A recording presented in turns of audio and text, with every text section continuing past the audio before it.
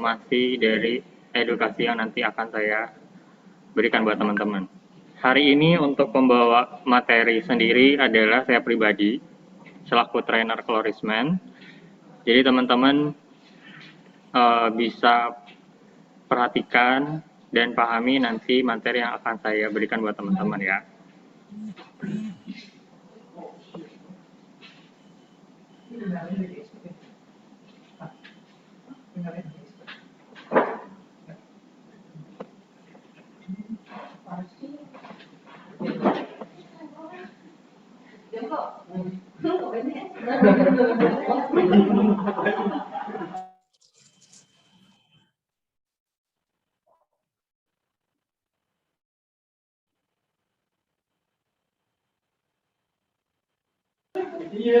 Oke, untuk screen-nya udah berubah atau belum? Sudah, Pak, sudah. Screen-nya sudah berubah ya. Oke, sebelum kegiatan dimulai, saya ingatkan lagi buat di-mute terlebih dahulu untuk tolong di-mute dulu ya.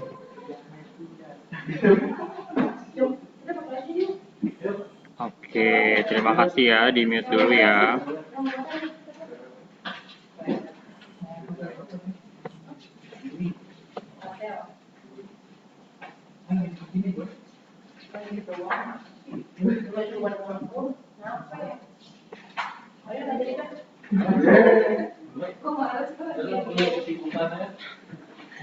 Teman-teman layarnya jangan di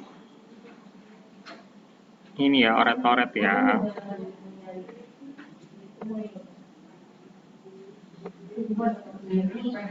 Oke, seperti yang tadi saya bilang, kalau misalnya hari ini kita bakal training eksklusif ya, pemberian materi buat teman-teman, pemberian pembekalan buat teman-teman berjualan pastinya untuk merintis sebuah bisnis bersama Clorisman. Perkenalkan, buat teman-teman yang baru masuk atau baru gabung, saya Ramdan, trainer dari Clorisman. Jadi buat teman-teman yang nantinya mungkin minta pendapat ataupun solusi, atau misalnya punya kendala, boleh langsung hubungi saya aja ke kontak pribadi saya, nomor saya ada di grup. Dan mungkin kedepannya teman-teman akan saya random cek buat saya chat menanyakan kendala apa yang sedang teman-teman alami pada saat merintis bisnis ya. Oke, jadi hari ini bakal ada Clorisman Academy ya. Pembahasan hari ini adalah soft skill, teman-teman. Soft skill ini ada banyak banget macam-macamnya ya. Ada dari strategi marketing, ada jenis marketing, ada marketing online dan offline, ada juga pembentukan personal branding dan segala macam ya. Nah, sekarang kita bakal soft skill mengenai selling skill marketing offline ya.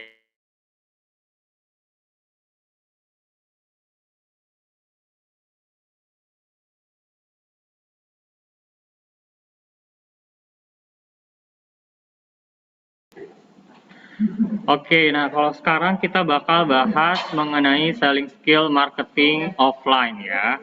Dimana marketing offline ini adalah cara bagaimana teman-teman berjualan yang saya bilang bisa di mana aja gitu. Kenapa? Karena memang jenis marketing offline ini tidak diperlukan tools-tools yang menggunakan jaringan internet ya teman-teman. Nah, ini untuk pengertiannya sendiri, marketing atau pemasaran merupakan sebuah kegiatan atau memperkenalkan dan menjual brand bisnis kepada konsumen. Seperti yang sekarang teman-teman sedang lakukan ya, teman-teman sedang memasarkan sebuah produk dari Clorisman, memperkenalkan dan menjual Clorisman itu sendiri terhadap konsumen, entah itu melalui offline ataupun online. Nah, dengan kemajuannya digital, ini sebenarnya tidak sedikit yang masih menggunakan teknik offline ya, teman-teman. Karena memiliki waktu lebih fleksibel, seperti yang tadi saya bilang. Bisa dilakukan di mana saja dan kapan saja. Nah, ini juga bisa dilakukan oleh teman-teman yang memang masih bingung untuk berjualan melalui marketing online. Kalau online sendiri kan lebih banyak ke teorinya ya, teori di mana kita harus bisa cara bagaimana membuka sebuah toko online, membuat promo, upload foto, video, promosi segala macam. Tapi kalau untuk marketing offline sendiri ini adalah tergantung dari teman-teman sendiri, tergantung dari apa yang akan nantinya teman-teman lakukan pada saat melakukan pemasaran. Seperti itu ya.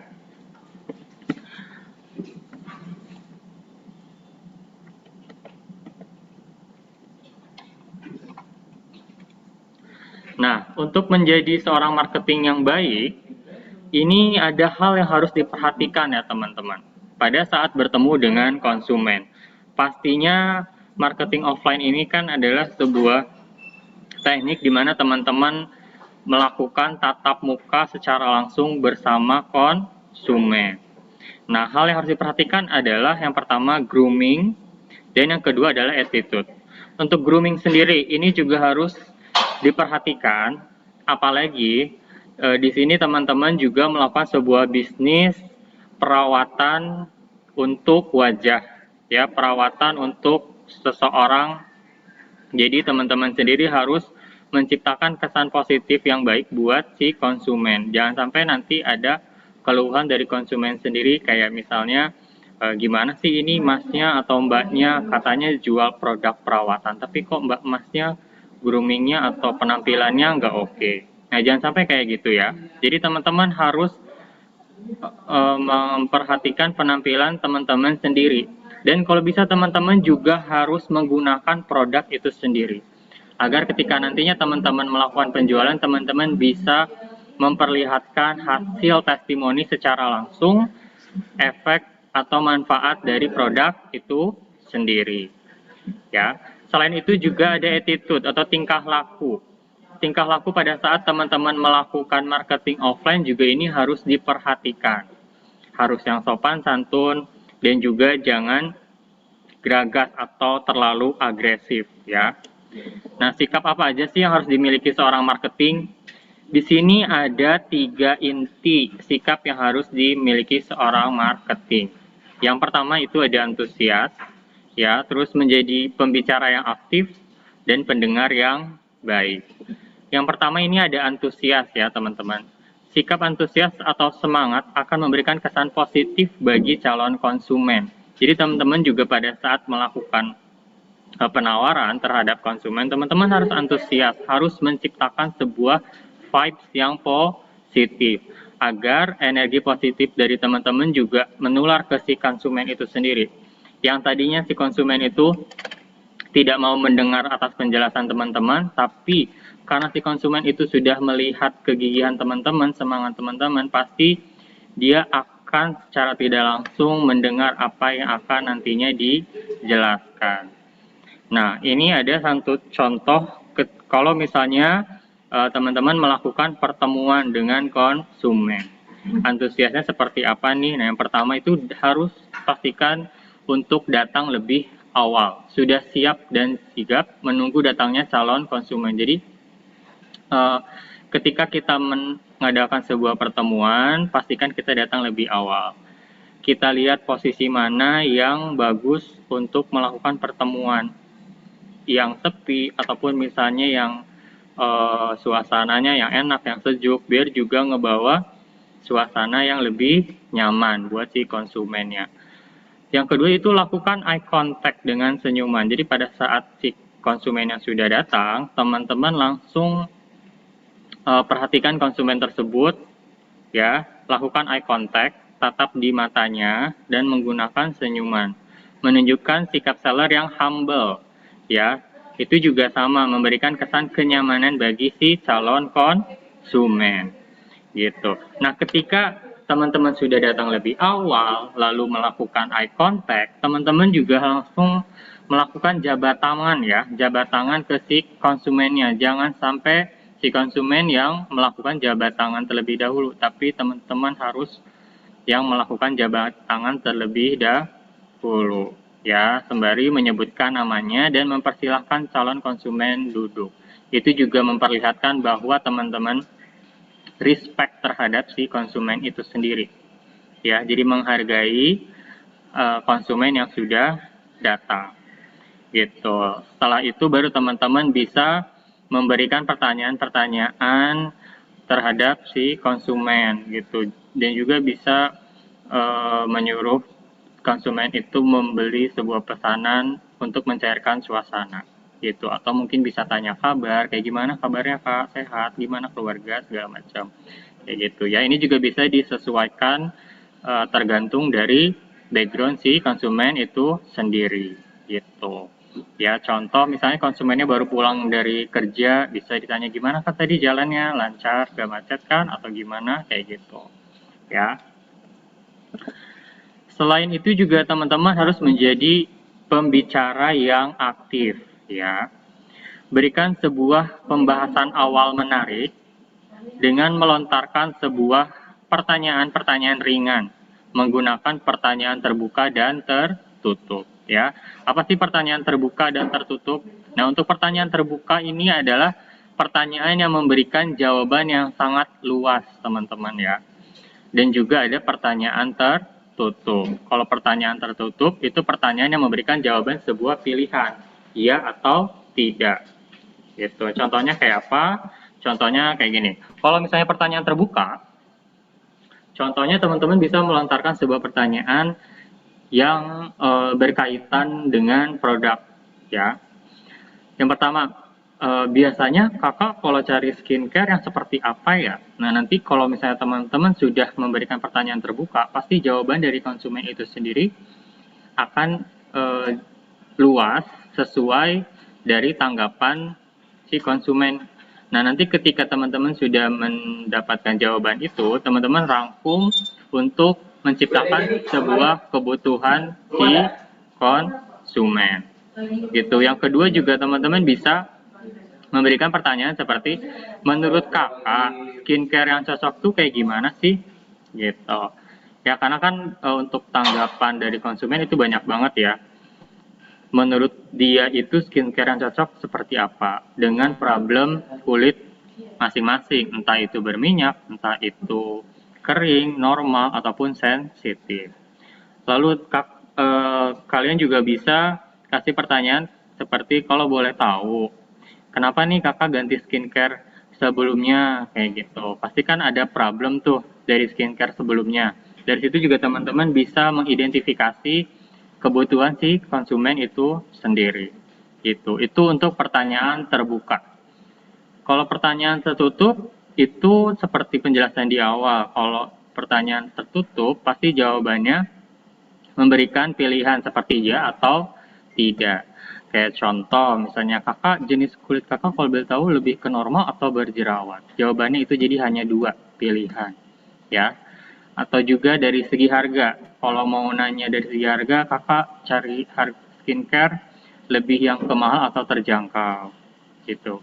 Kalau saya mau kenalkan dengan produk yang bagus dan terjangkau, kira-kira kakak mau nggak? Kayak gitu. Itu juga teman-teman bisa kondisikan dengan kebutuhan dari konsumen itu sendiri.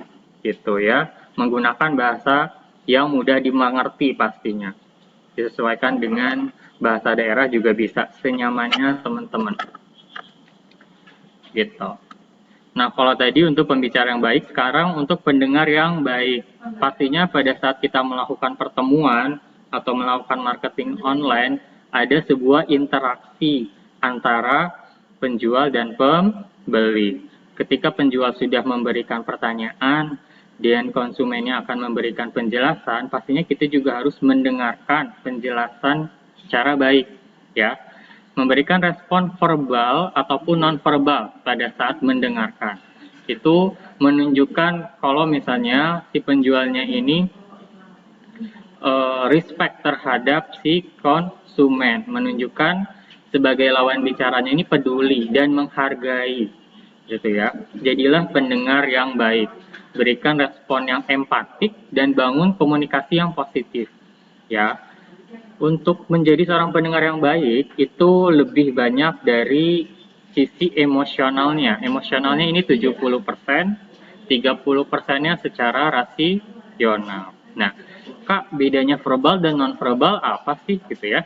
Kalau kita jelaskan, kalau misalnya untuk verbal sendiri adalah respon berupa perkataan. Jadi kalau misalnya si si konsumen yang sudah menjelaskan, teman-teman bisa jawab, oh iya, tidak Pak, atau gimana gitu ya. Nah, kalau non-verbal itu respon berupa gerakan. Nah, contohnya kayak gini. Kalau verbal sendiri lebih ke perkataan ya, gitu. Jadi berikan respon secukupnya saat mereka sedang bercerita. Jadi ini hanya secukupnya saja. Jadi tidak terlihat kalau teman-teman memotong pembicaraan atau penjelasan dari konsumen itu sendiri, gitu. Ya, seperti teman-teman bisa menjawab dengan iya, oh gitu ya Kak. Terus gimana Kak? Kayak gitu ya. Terus berikan ringkasan percakapan mereka dengan kata-katamu sendiri. Itu menunjukkan bahwa kamu sungguh-sungguh mendengar cerita mereka. Jadi ketika nanti konsumen sudah melakukan penjelasan dari kebutuhan konsumen itu sendiri, dari pertanyaan-pertanyaan yang teman-teman lakukan sebelumnya, pastinya kan teman-teman sudah mendapatkan penjelasan dan teman-teman sudah mengidentifikasi kebutuhan dari si konsumen itu sendiri. Ketika teman-teman sudah merespon penjelasan dari konsumennya, teman-teman juga harus merangkum dari penjelasan si customer itu sendiri dan jadikan sebuah kebutuhan. Contohnya kayak, oh jadi kakak cari skincare lebih ke untuk ini ya kak, untuk kulit yang berminyak, misalnya gitu. Atau, oh jadi kakak lebih cari skincare yang memang lebih cocok untuk yang berjerawat ya kak. Nah nanti teman-teman juga bisa langsung sambung kayak, pas banget nih kak gitu. Kita di sini Korismen ada produk untuk acne series, yaitu ada acne gel dan juga SC serum gitu. Terus juga akui perasaan yang kamu dan dia alami. Kan pastinya dia juga akan memberikan keberatan atas dari produk yang sebelumnya dia gunakan ya. Kayak misalnya, saya tuh sebenarnya bingung nih mas, misalnya gitu contohnya. Saya bingung, saya mau ganti produk, tapi saya takut gak cocok. Kayak gitu misalnya kan. Takut gak cocok, dan saya juga sebenarnya lagi gak mau dulu nih pakai skincare. Misalnya nanti ada pernyataan seperti itu. Nah teman-teman bisa sentuh sisi emosionalnya seperti yang tadi saya sebutkan. Di 70% emosional dengan menjawab seperti kayak bener banget kak, jadi kita tuh bener-bener harus hati-hati ya untuk memilih skincare gitu. Apalagi kalau punya kulit sensitif, pasti kita juga kalau pakai skincare maunya pilih-pilih ya kak, dan takut banget kalau misalnya skincare yang kita pilih ini nggak cocok gitu. Atau bisa juga, saya juga pastinya ngerasa gitu kak, gitu kan. Sama seperti kakak kalau menemukan yang tidak sesuai. Nanti setelah teman-teman menunjukkan rasa empatinya atau sisi emosionalnya, teman-teman juga bisa langsung masuk ke menjelaskan produk dari Florismen itu sendiri gitu. Mungkin saya akan jelaskan memberikan contoh dari awal ya. Kalau misalnya teman-teman melakukan respon secara verbal. Contoh case pertama. Si customer ini datang, lalu dia menjelaskan bahwa problem kulitnya ini dia berjerawat dan juga sebelumnya dia khawatir untuk mengganti skincare kembali, gitu ya. Dari awal teman-teman bisa respon pada saat dia memberikan penjelasan, bisa merespon dengan kata, oh gitu ya kak, iya ya kak, pasti saya juga merasa takut kalau misalnya ganti-ganti produk gitu. Biarkan si customer menyelesaikan penjelasan keluhannya. Nanti setelah customer ini selesai menjelaskan keluhannya, teman-teman baru kasih rangkuman ya. Rangkumannya contohnya kayak, oh gitu ya kak, bener banget kak. Jadi pastinya kakak juga lagi cari yang skincare untuk ke kondisi kulit berjerawat kan kak, gitu ya. Nanti setelah itu teman-teman juga berikan empati buat si konsumennya, sentuh sisi emosionalnya. agar menciptakan rasa kepercayaan juga antara konsumen ke penjual. Kayak bener banget Kak, jadi kita juga kalau mau pilih skincare itu harus hati-hati gitu, apalagi kalau kulitnya sensitif dan berjerawat. Tapi di sini Kakak nggak usah khawatir, karena kita di sini punya produk yang cocok buat Kakak yang memiliki kulit cenderung berjerawat dan sensitif. Apalagi kita di sini produknya sudah terdaftar BPOM gitu ya. Kita ada yang namanya Chlorismen Soap, Acno Gel, dan juga SC Serum. Ini akan membantu kakak mengobati jerawat di muka kakak gitu. Saya jamin belum sampai 2 minggu pasti kakak akan mengalami perubahan. Kayak gitu ya. Itu kalau untuk yang verbal.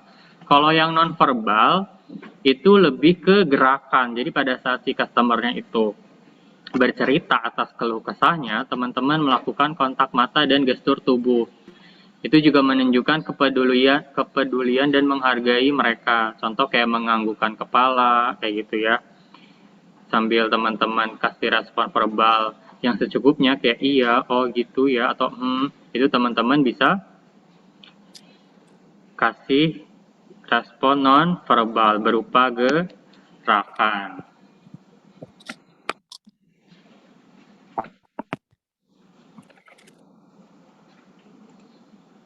Nah, kalau tadi kita udah bahas pertama apa yang harus diperhatikan ya. Yang pertama itu grooming, yang kedua attitude.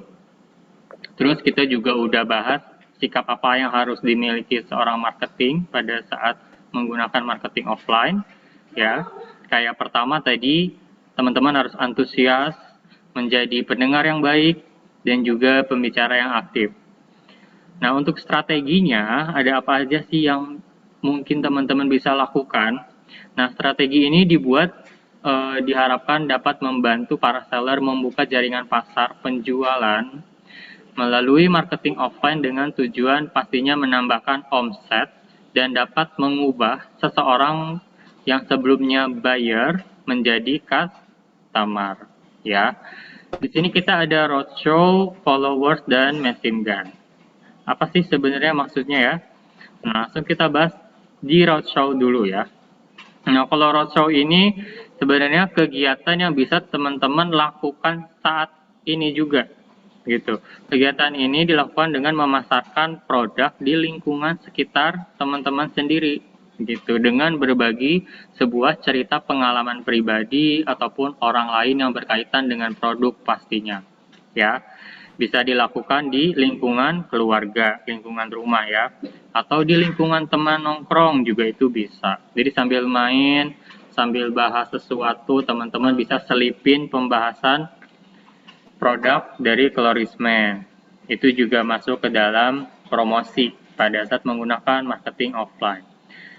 Selain itu juga teman-teman bisa tawarkan ke rekan kerja ya, di lingkungan pekerjaan juga teman-teman bisa. Jadi sebenarnya tidak ada kata tidak bisa berjualan gitu ya, tidak ada alasan bahwa seseorang tidak bisa melakukan penjualan. Yang ada itu adalah alasan tidak mau mencoba. Ketika kita mau mencoba, sebenarnya dimanapun juga bisa, entah itu mau melakukan secara online ataupun offline ya. Nah, kalau misalnya di offline, seperti yang tadi saya bahas di awal, bahwa teman-teman bisa lakukan di keluarga, teman, dan pekerjaan. Ini juga bisa dibarengi dengan sebuah pengalaman dan cerita teman-teman. Contohnya kayak apa?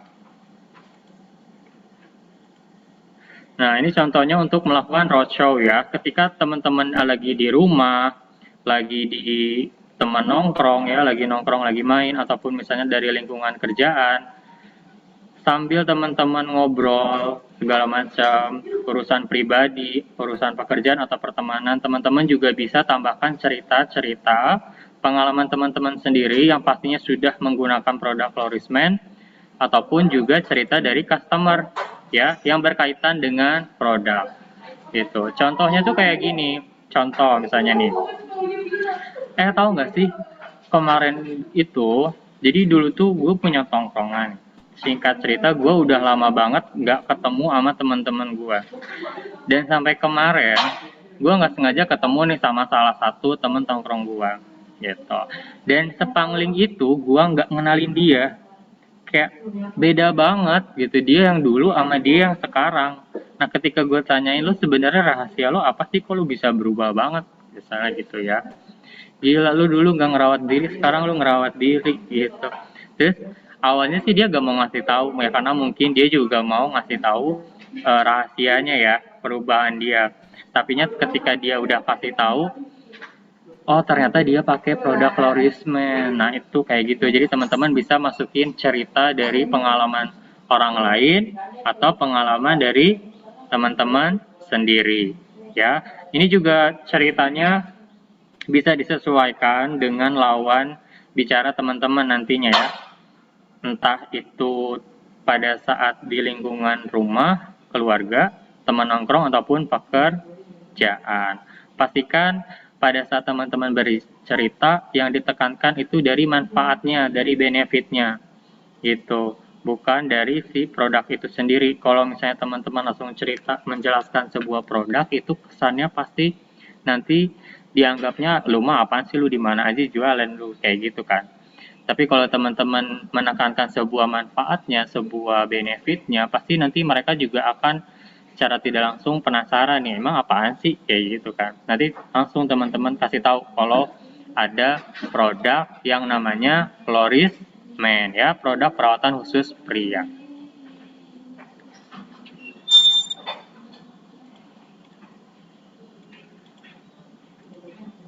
Oke, kalau tadi roadshow, nah kalau sekarang followers ya, followers ini jadi teman-teman harus mengikuti perkembangan penggunaan konsumen. Ini tujuannya follower juga penting banget, soalnya untuk mendapatkan konsumen loyal.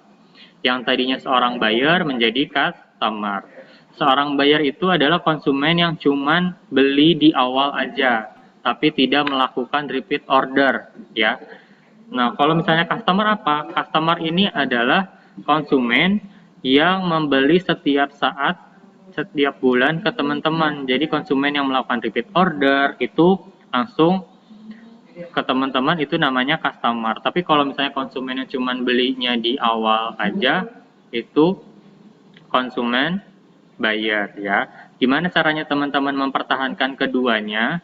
Yang buyer jadi customer dan customer terus menjadi customer teman-teman dan menjadi sebuah konsumen loyal, teman-teman harus membuat list database konsumen ya untuk melakukan follow up ya.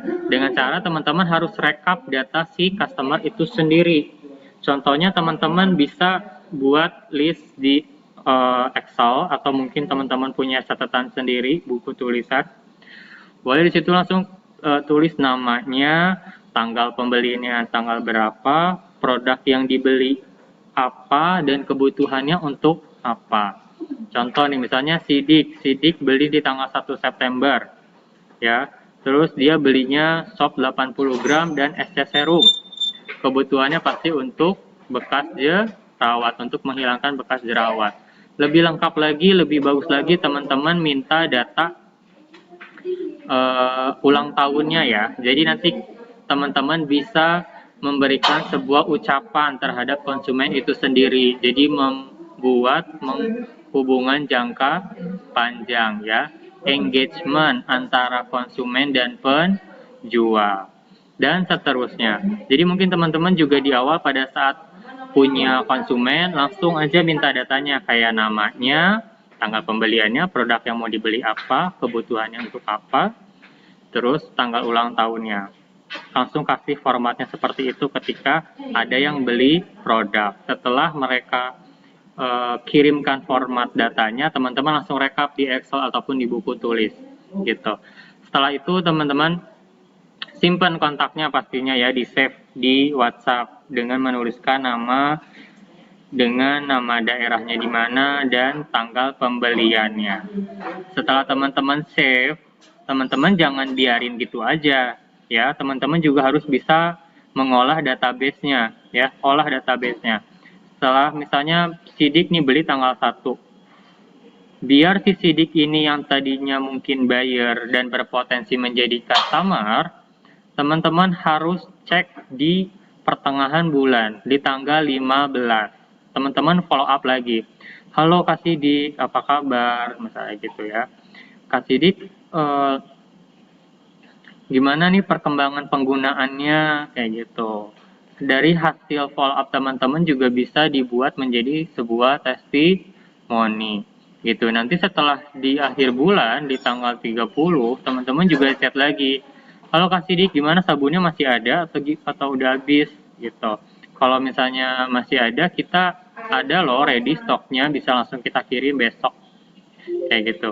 Jadi si sidik ini pasti langsung kontak ke teman-teman lagi buat beli produk sabunnya gitu. Ya, jadi kita harus follow up ulang, olah database customer. Di awal kita prospek penjualan, pertengahan kita cek penggunaan perkembangannya seperti apa, di akhir bulan kita follow up lagi buat menanyakan sabunnya masih ada atau tidak, produknya masih ada atau tidak, langsung teman-teman tawarin produk lagi. Dibandingkan kita revenue customer ya, mendapatkan customer-customer baru lagi, itu akan memakan waktu yang jauh lebih banyak ya, pastinya juga akan mengeluarkan tenaga yang lebih banyak. Teman-teman harus prospek lagi dari awal segala macam prosesnya. Tapi kalau misalnya teman-teman mengolah database yang sudah ada, membuat perubahan dari seorang buyer menjadi customer, itu pasti bakal berasa impact-nya ke teman-teman sendiri gitu. Lalu juga ada machine gun ya. Ini sebenarnya teknik ini memang sudah jarang dilakukan, tapi teman-teman kalau teman-teman melakukan teknik machine gun ini, atau kayak sebuah senjata ya, machine gun ini senjata yang mengeluarkan beberapa pelurunya dengan sekali tembakan, tapi ada yang tepat sasaran, ada juga yang melenceng gitu.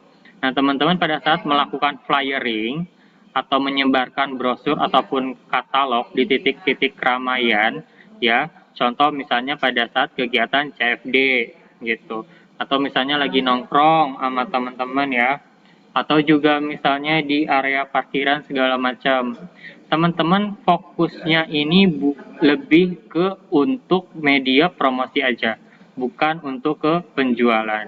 30% penjualan, 70% untuk media promosi.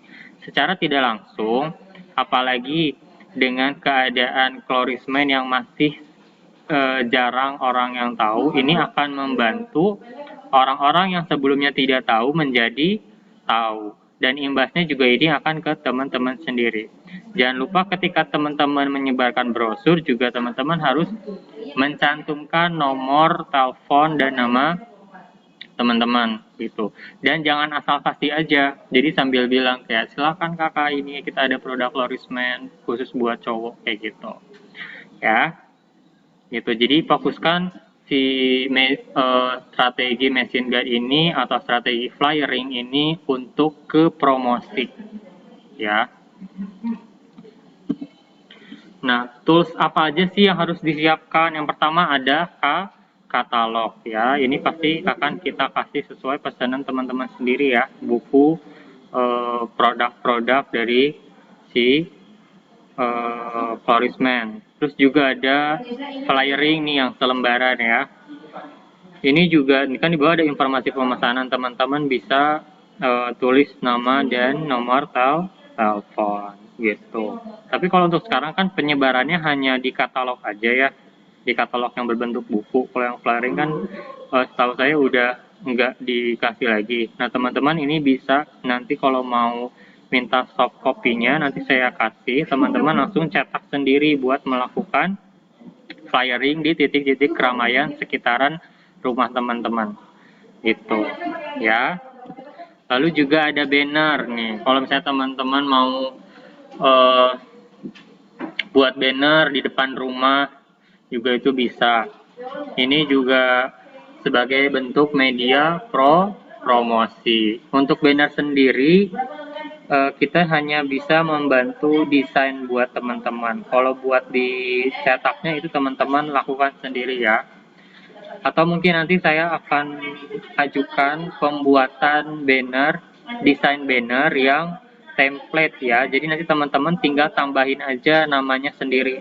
Jadi nanti untuk nama-namanya ini kosong. Jadi cuman bagian konsumen dan bagian produknya, logo segala macam. Untuk bagian nama-namanya ini nanti kosong. Jadi teman-teman kalau ada yang mau buat banner tinggal tulis aja namanya sesuai dengan nama toko atau nama teman-teman. Ya, alamat dan nomor teleponnya. Terus juga ini ada kartu nama nih. Kartu nama juga ini penting banget kalau misalnya lagi adain pertemuan atau misalnya teman-teman mau kunjungin komunitas-komunitas ya. Teman-teman mau buat agenda meeting sama komunitas tersebut atau mau sama koperasi juga bisa. Harus membuat sebuah kartu nama gitu untuk memperkenalkan bahwa teman-teman adalah seorang florisman seller. Tuh ya. Oke, untuk materi hari ini sudah selesai. Teman-teman kalau ada yang mau ditanyakan, boleh langsung tanyakan. Boleh tulis pertanyaannya di kolom chat ya. Ada yang mungkin masih kurang paham atau kurang jelas, boleh tulis pertanyaannya di kolom chat.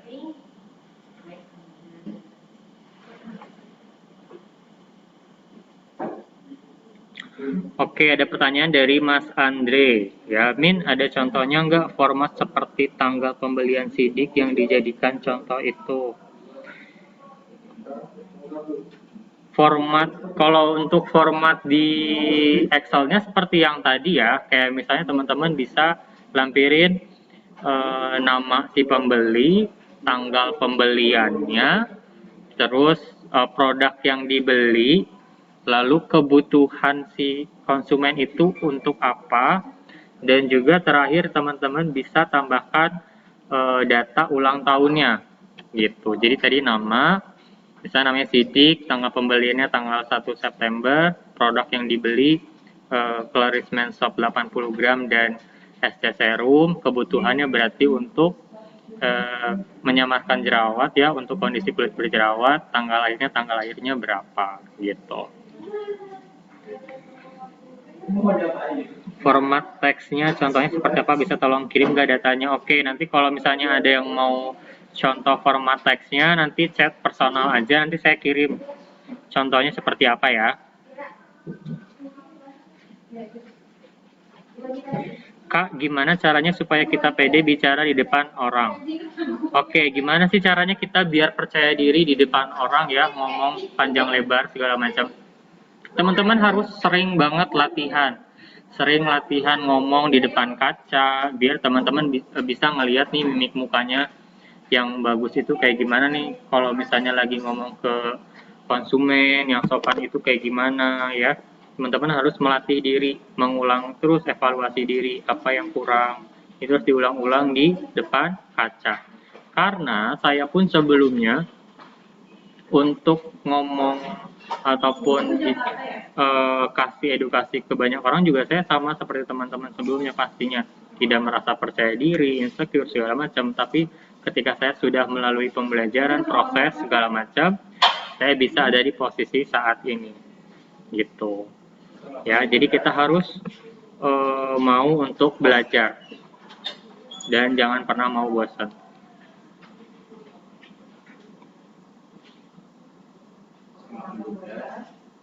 Oke, boleh tuh bikin kartu nama. Oke, kalau misalnya buat kartu nama, untuk kartu nama sendiri kemungkinan kita tidak akan bisa menyediakan kartu namanya ya, karena bayangin aja seller Clarisman itu kan udah hampir 2000.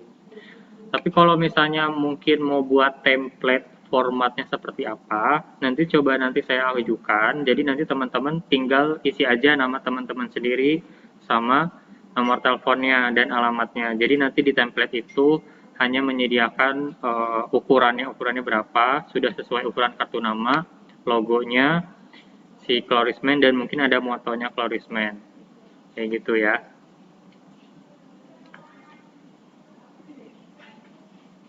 Oke, Kak Dia kemana?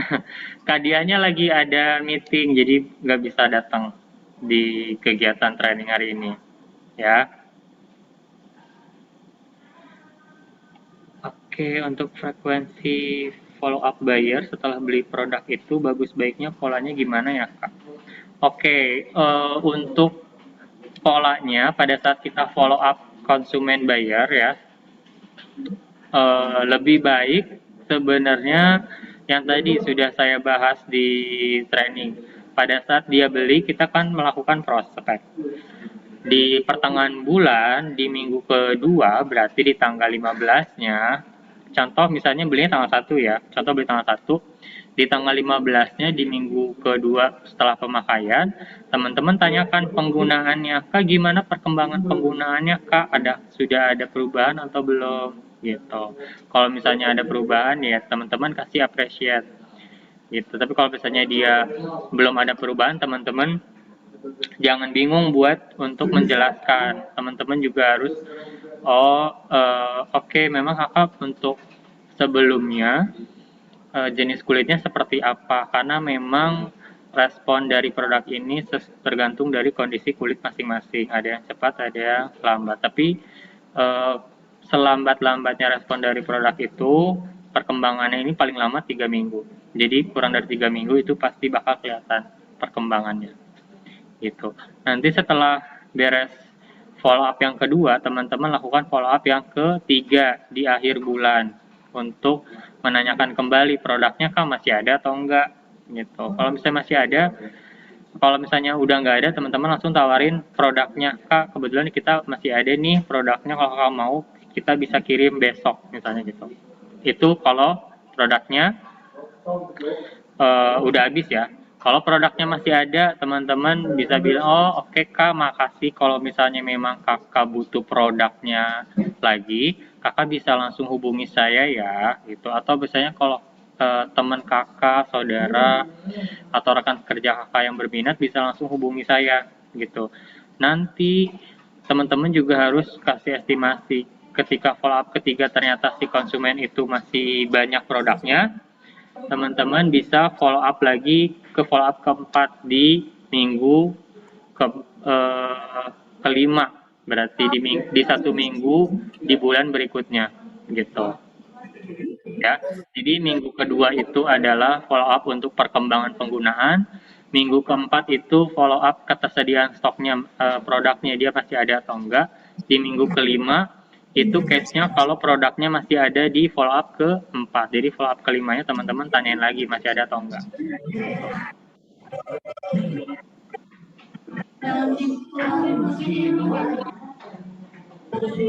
Oke Kak, bagaimana kalau setiap kita tanya, testi atau follow up, nggak pernah ada balasan dari customer?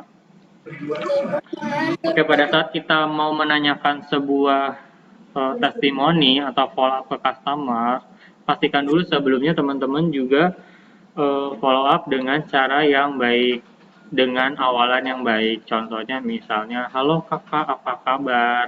Gitu, ya. Kakak gimana kabarnya, sehat? Kayak gitu. Teman-teman baru tanyakan gimana perkembangan dari produk itu sendiri. Kalau misalnya tetap gak balas, kasih waktu dulu, kasih waktu dia buat tidak balas, karena banyak kemungkinan dan faktornya ketika si customer ini tidak respon teman-teman ya, entah memang dia sibuk dengan kegiatannya atau entah chat dari teman-teman ketumpuk dengan grup kerjaannya atau segala macam. Jadi misalnya pada follow up kedua, di hari follow up kedua ini dia tidak respon, 3 hari selanjutnya teman-teman baru follow up kembali gitu. Jadi kasih dulu dia waktu. Oke, kesimpulannya 1 bulan 2 kali ya. Follow up keduanya sekalian selipin penawaran repeat order. Betul banget ya. Jadi FU-nya 2 kali. Yang pertama buat tanyain perkembangan, yang kedua buat nawarin repeat order. Ya.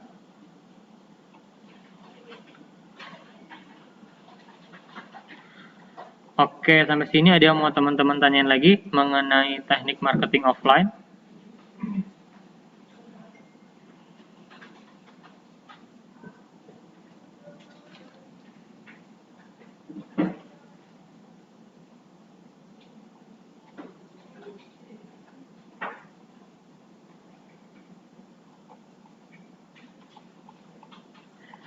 Oke ya, kalau untuk mengenai kartu nama ataupun banner, ini saya bisa saya ajukan untuk pembuatan template-nya kalau memang dari teman-teman banyak yang request ya. Tapi kalau cuman yang request hitungan jari, 5 atau 10 orang atau cuma 7 orang, saya nggak bisa buat ajuin.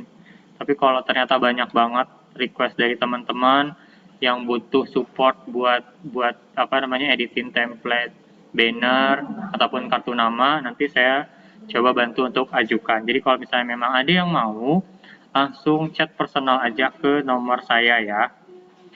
Teman-teman di grup ada atau teman-teman bisa langsung kontak saya di nomor ini.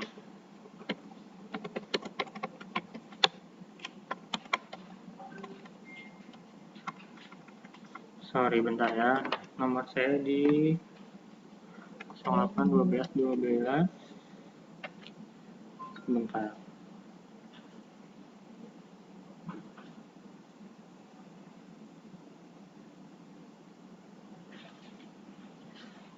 Oke, nomor saya di 08 12 12 675404. Jadi kalau teman-teman